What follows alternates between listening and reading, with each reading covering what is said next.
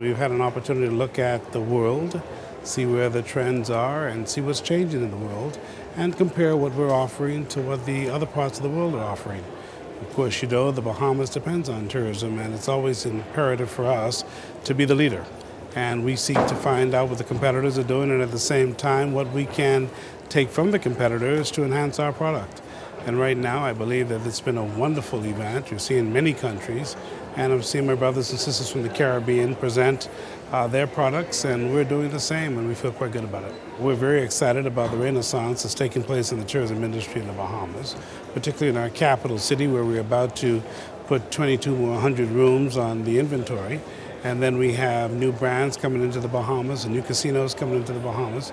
But we're very, very happy that we've been able to attract visitors from all over the world. Our numbers are headed up. We're seeing a tremendous incline, and that's because of the diversity of the product.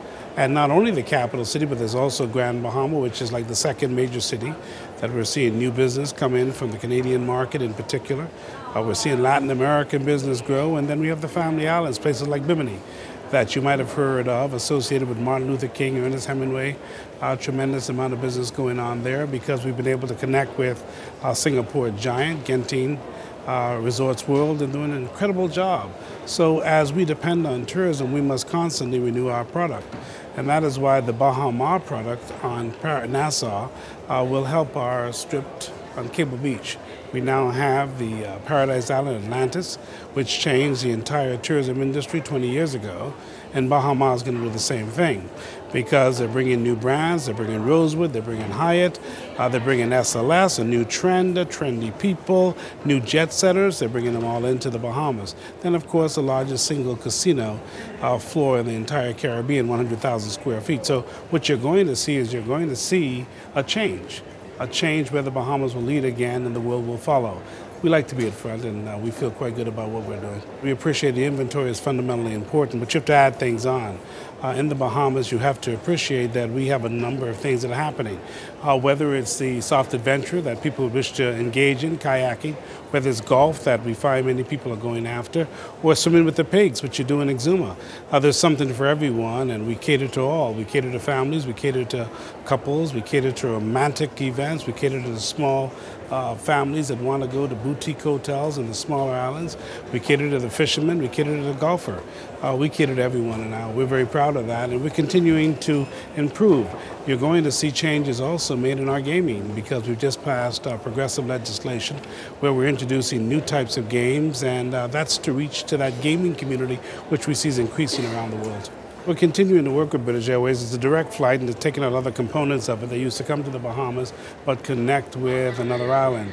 But we're ensuring now they come directly to the Bahamas. We also work with other airlines to try to get more airlift. You see, fundamentally important is the airlift, the numbers, because you can have all the inventory, you can have the product, but you got to get the people there. So a part of what we do, we seek to generate relationships, strategic alliances with the airlines, and whether it's British Airways or Virgin, we are always seeking to find ways in which we can get the airlift with a tremendous package to get the visitor to our country, and strategically, because it's seasonal, and it used to be, but what we have been doing is emphasizing that whilst we considered the shoulder months or the slow months to be July, August, September, October, we're changing that because there are things that are going to attract visitors. For instance, this morning we sat through a session on the mega events. Well, you could define mega being whatever it is and how it relates to your environment, to your economy. Well, for us, a small country, a mega event is the IAAF that will attract 2,000 athletes, but at the same time attracting a tremendous amount of visitors. But more importantly, the connection to the media, because they're reaching countries all over the world, and we're getting a buy that we couldn't pay for. We do the same thing with LPGA. We've had the Miami Heat come over to have a training practice. We have the NCAA that come in for the Battle of Atlantis with some of the top teams in the NCAA, and of course we're going to have the first Bahama Bowl American football game that's going to take place in the Bahamas in December.